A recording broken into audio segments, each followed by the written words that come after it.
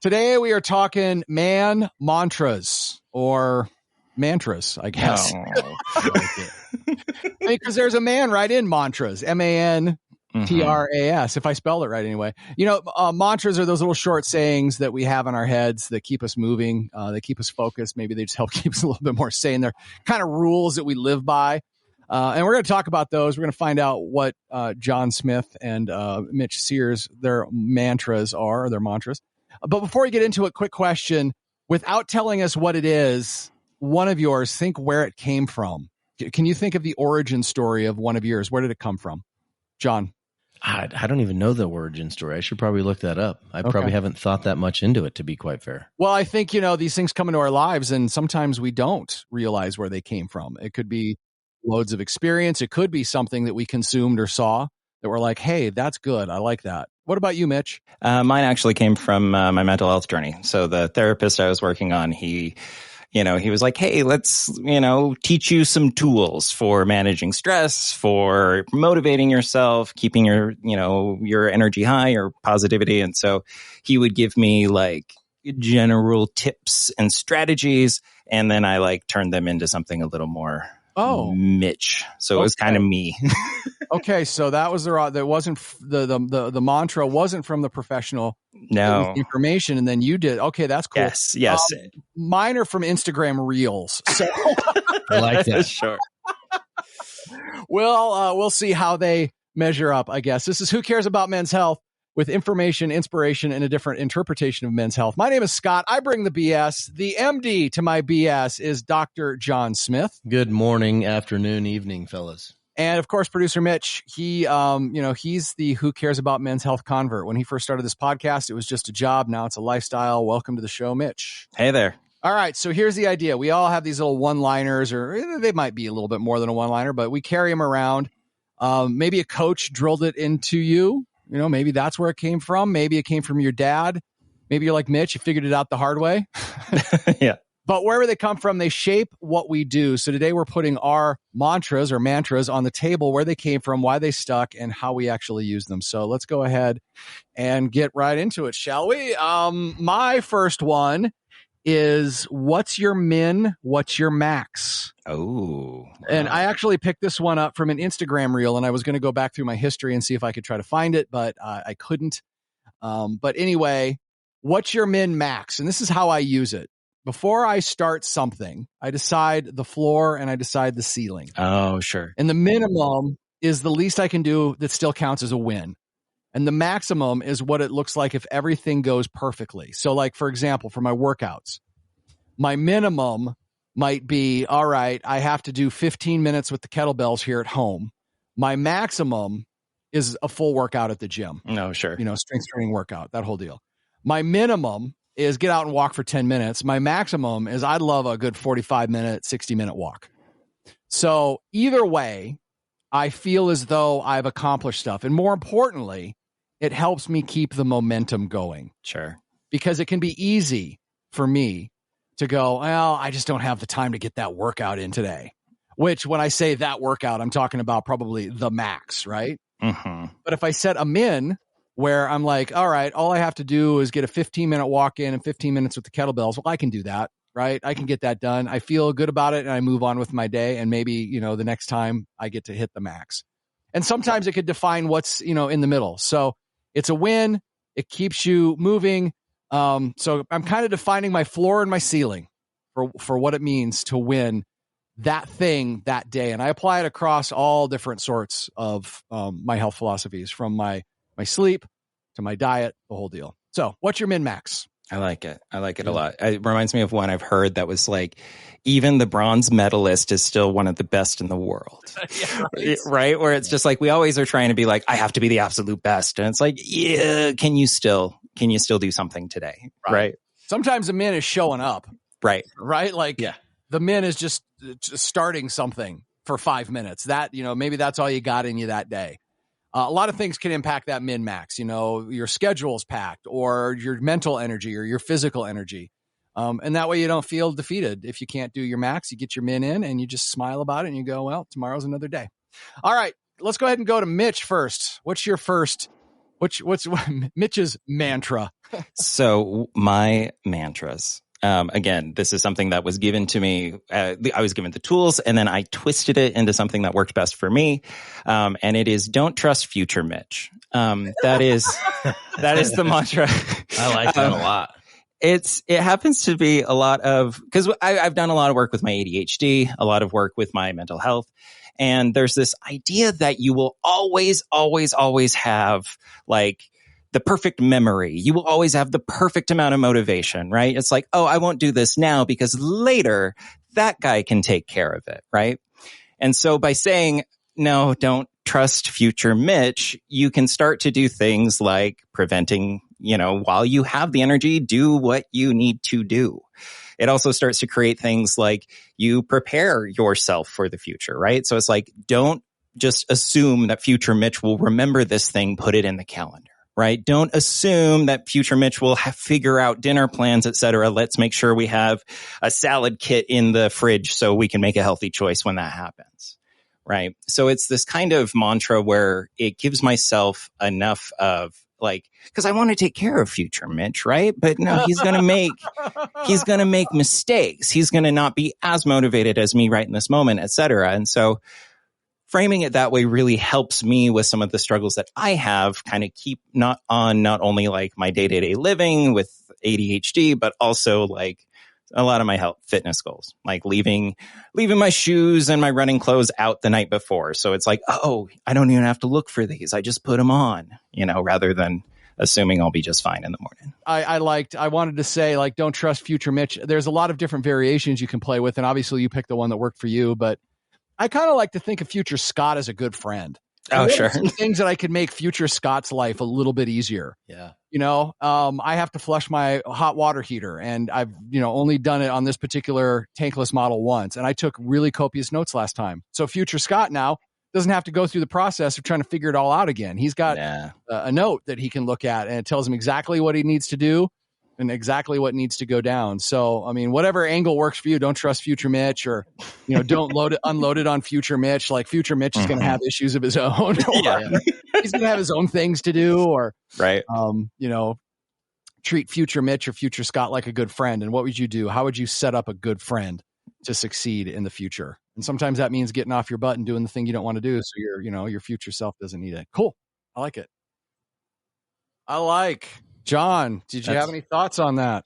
I like that a lot. That made me think of so when I was a kid, we grew up in a fun place, and my mom used to put stuff on the back of the bathroom door.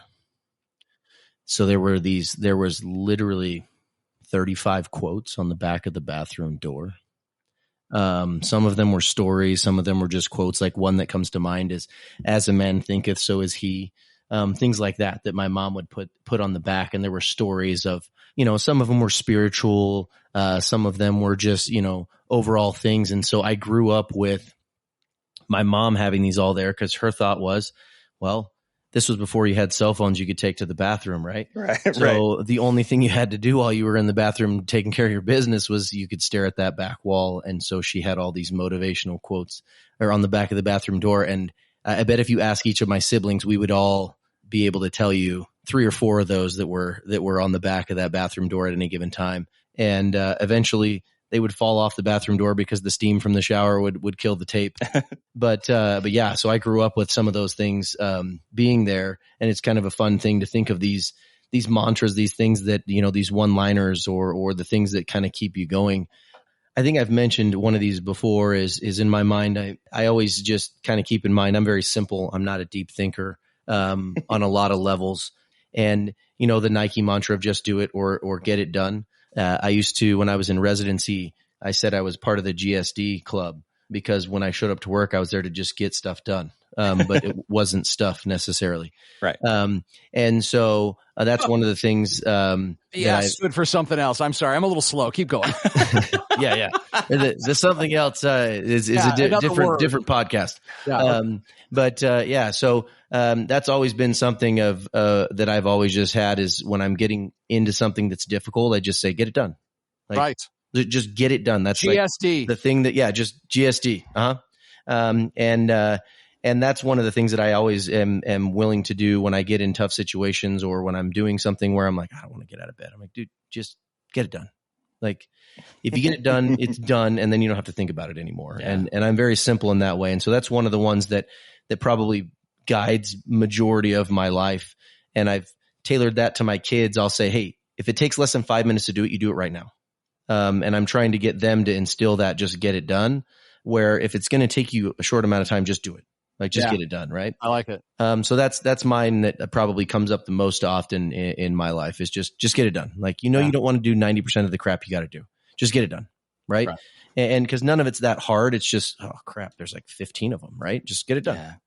I saw an Instagram reel just the other night where it was, don't feel like working out, just do it. Well, I mean, it wasn't just do it, but it's just like do it anyway, I think was actually the verbiage they used. Do it anyway. Don't feel like, doing this task, do it anyway. Mm-hmm. Like, and I like yours. Like I would modify yours a little bit. And just even thinking about Mitch's, I would modify mine, I think, to like be part of the get stuff done crew. Just be part of the GSD crew, right? Yeah. In the house, taking care of business. I like it. All right. Mantra. I'm having a hard time just full out saying mantra. I don't know why. I should just do it. Mantra number 2. We're putting the man in mantra. Your next choice is the hour you're about to live. Oh, where'd that come from? Your next choice is the hour you're about to live. I first heard that in a YouTube video. I don't remember where. I don't remember what it was, but that idea stuck with me. And it basically comes down to the next thing you choose to do is going to dictate the next half hour to hour of your life. So it could set the tone for the whole block of time. If I pick up my phone and start scrolling social, what am I going to probably be doing 20, 30 minutes later? Oh, sure. If I open the project I need to work on, what am I going to probably be doing for the next 30 minutes to an hour? So that next decision, like that is an inflection point, and I treat it as such. And I have to come to terms. If I open my phone, I'm like, all right, I'm coming to terms with this is my next half hour. I guess I've made that decision. Or I can go, I don't want this to be my next half hour. If I grab the chips and sit on the couch at the end of the day, well, there's the next hour, right? I'm into a show. But if I put on my shoes and go outside, walk the dog, go to the gym, there's my next hour. So your next choice is the hour you're about to live. Has dictated, especially at that first inflection point, a lot of my decisions. And it makes them obvious to me because sometimes we mindlessly do these things and a half hour later we're like, wow, how did I end up here? Yeah. But with this tool, I don't end up there. Mitch, what is your next one? So this second one is it's also from social media. I got it from Carter Good, who's this influencer who lost a bunch of weight, and he's really fun. He's a good follow. I like his attitude. But it says no 2 in a row. So it's basically this idea that like, hey, you can have a cheat meal or you can skip a workout. You can miss, but you can't miss twice in a row. You can't do 2 meals in a row that are not healthy. Right. So if I had lunch with a friend and I got something fun, like a big juicy burger or something like that, I'm going to do something lighter, a salad or something in the evening. Right. So it gives me the freedom to have that, to kind of enjoy life, give myself some flexibility if I'm like not in the mood for something. But at the same time, it helps me to stay consistent because 9 times out of 10, I'm going to try to do the good thing whenever I possibly can. But on those days that it doesn't quite work, rather than it turning into a whole woe is me, I've screwed everything up, I failed the plan, let's just like eat all of the taquitos today and start smoking again. We just like ignore that. We just say, okay, you had a slip up, that's okay, we'll do better again this very next time. And maybe not even a slip up, it's a conscientious choice again. Oh yeah. Right? Yep. Like I'm gonna vary it up a little bit because I want to enjoy this thing that I normally don't allow, and then next time I have to. And it's a momentum deal as well. Yes. Like it's a very much a momentum thing, kind of like mine was. That's good. I like that. Can't miss twice in a row. John, what do you have for your second mantra? My second one is something that I say a lot of things to my kids over and over again, and one of them that I have 2 of them that kind of go hand in hand. I'll tell my kid, you play stupid games, you're going to win stupid prizes. That's one of my favorite things you say, by the way. I say that to my kids when they're doing something. And that sticks with me a little bit. But the one that like originally like started that off was you get to make your choices, but you don't get to pick your consequences. Kind of in the same vein as, these other things that we've brought up of, your choice now is the next hour. if we make those choices that put us in a good situation, we usually will end up with the good consequences, right? And so to me, that's something that I always try to think about of, if I'm in a situation where I'm doing something, like, what is this going to yield me in the end? Kind of like that hour that you're giving up, Scott. And again, I think that stuck with me because that's something that my mom used to say. And there were, a lot of those things that are there, but that's one that I think hits home for me of just, hey, watch what you're doing, because that's how you're going to get to the end of the road. I suppose I can see where that's useful with kids too, right? Oh, yeah. And I think to me, that's where I use it more. But like growing up, like I heard it a lot. My mom used to just hit us with that. Or she would also hit us with, a job worth doing is worth doing well. Sure. To kind of Slow drive down. home You're that, getting that out of same control point. here. You're getting out of control. You're just throwing them out left and right, man. That back of the bathroom door is coming home to roost right now. You've been preparing your whole life. This is the moment you've waited for. You guys didn't know what you were getting today, man. I'm going to start with some parables and some other things that were there. The stories of, the kid that can sleep with the wind blows. I'm going to bring it home today. I like it. The other thing, Mitch, I think future Mitch might enjoy some notes on the bathroom door. Oh, yeah. Yeah, like some little motivational things. I think future Mitch might enjoy that. So I like that a lot. Number 3, mantras. It's 3 words, my third one. Pride, ego, selfishness. What? Pride, ego, selfishness. This one came from the husband of a close friend. He's no longer with us, unfortunately, but he said this, and it's really stuck with me. So what I do is, if something happens that triggers me, like I get angry about it, or I get pissed, or I want to strike out, before I react, I think to myself, is this as a result of pride, ego, or selfishness? I love that. Pride is defensive. Like when somebody says something that stings and you want to snap back. I mean, that's one of the aspects of pride. Ego is performative, when I want to prove that I'm right or look smarter than I am. And selfishness can be very self-serving, putting what I want ahead of what's best of somebody else. And if my reaction is coming from one of those 3 places, and sometimes I have to take some time to suss out, is this pride, ego, or selfishness? Like I'll take a couple of days and think about it. Then I know I need to pause. And that pause usually keeps me from making a bad situation worse, or framing somebody that's done something that has impacted my pride, ego, and selfishness in a different way, and think, are they really trying to do that? Or was that me reacting to what they were saying? Am I being triggered?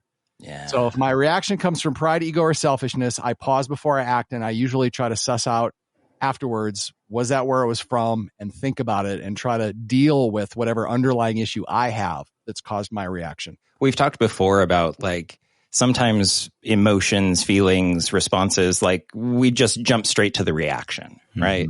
And slowing it down and even just doing that kind of self-check-in, that's awesome. And I love, as someone who in a moment, I will talk about my own defiance and how I handle it, right? But I love this idea of like, let's identify which of these 3 things is happening. And if so, what do I need to do to make sure I make my better decision moving forward? Mitch, mantra number 3 for Mitch Sears. What is it? All right. So this is a little strange because it's not directly a mantra, but there is ways that I can phrase it. So this goes back to my therapist. And the idea was, Mitch, you have a whole lot of defiance, right? When someone tells you to do something, you are like, no, I'm not going to do it. Or you try to prove them wrong. So how can we turn this into something that's motivating or helpful for me? And as much as I hate to say it, he suggested, well, have you ever tried like a toddler's prove me wrong reverse psychology, right? Bet you can't do this. Bet you can't do that in 10 minutes. Bet you can't stay quiet. Bet you can't whatever, right? So this is your internal dialogue to yourself? 1,000%. And as stupid as it sounds, like even as he's telling it to me, I'm like, I'm not 4 years old. Like, screw you. It is oddly helpful for me, especially when I'm stuck, when I can't get motivated to do something. The secret is to keep it playful, not punitive, right? This kind of like, I bet you can't do that. Or I bet you should bet that like, yeah, no, that you totally couldn't do that or whatever. And it's so strange that just it activates that defiant part of me. And I'm like, I'll show you, voice in my brain. Like, I'm going to go do that thing. And 9 times out of 10, it works. And it's so frustrating.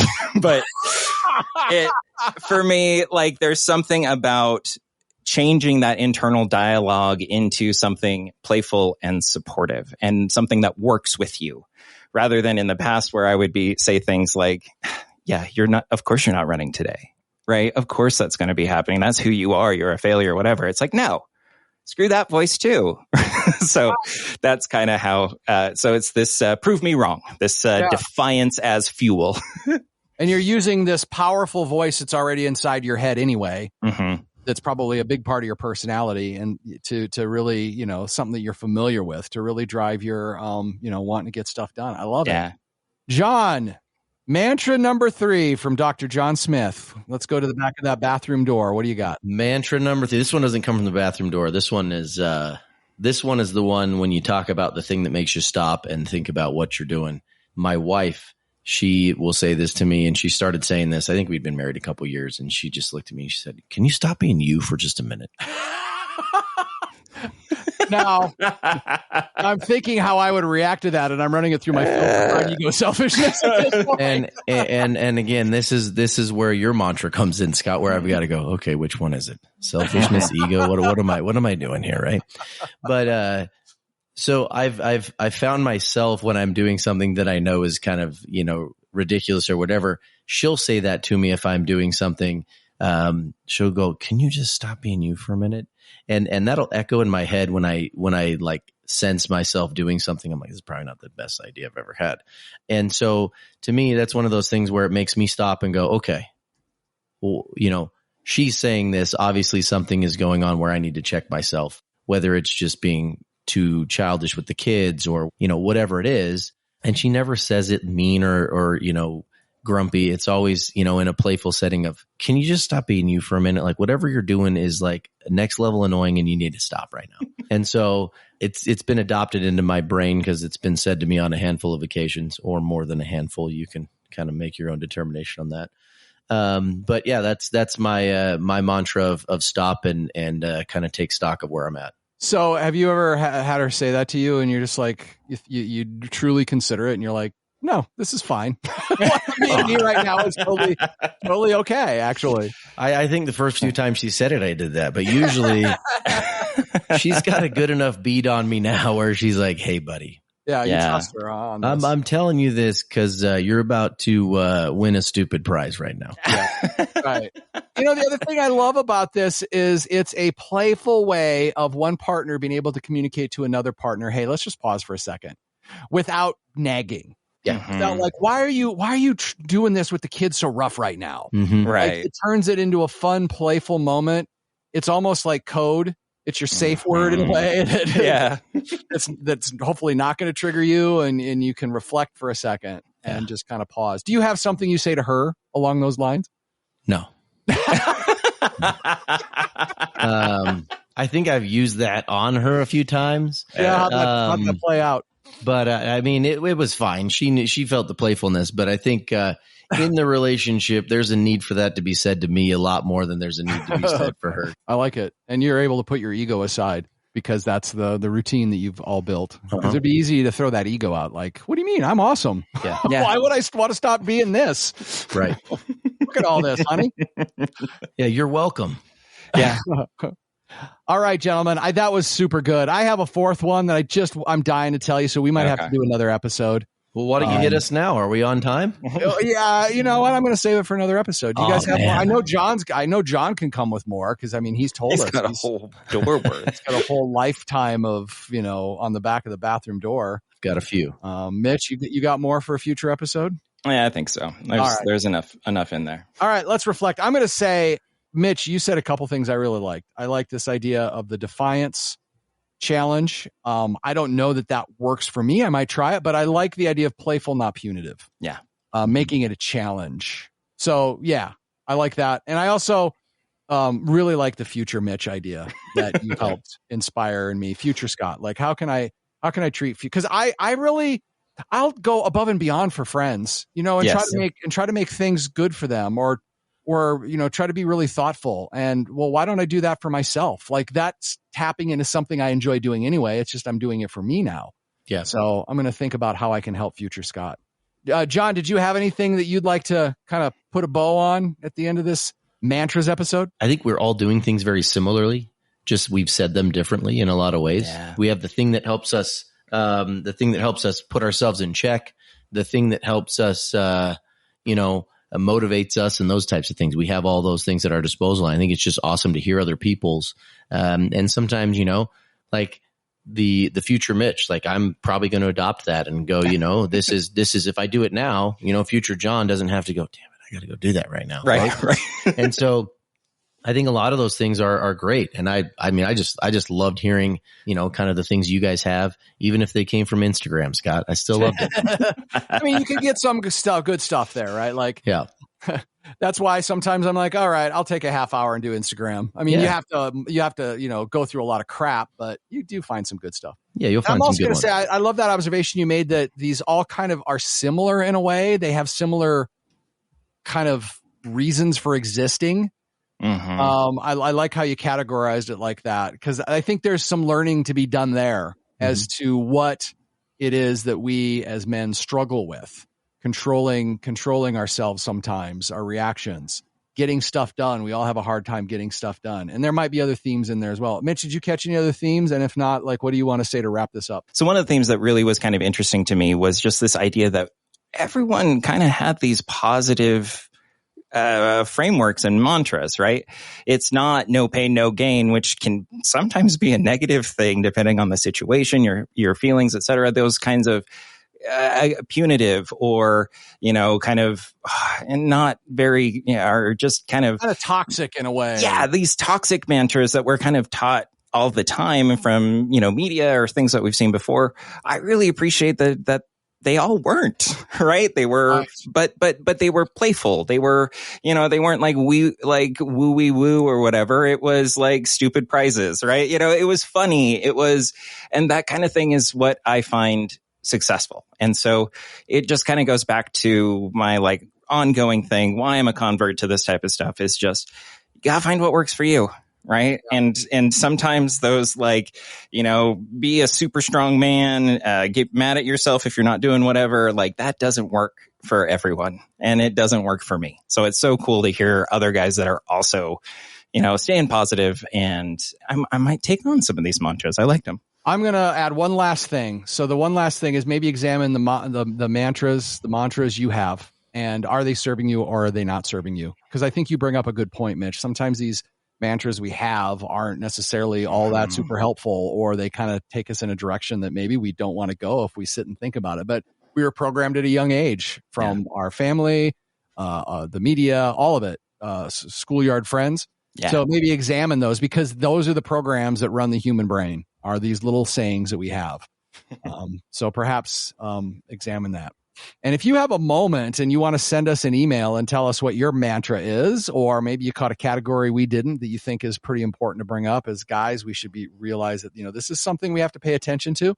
Maybe a good mantra would help us do so. You can reach out to us, hello@thescoperadio.com. hello@thescoperadio.com. Guys, thanks for sharing. Thanks for listening. And thanks for caring about men's health.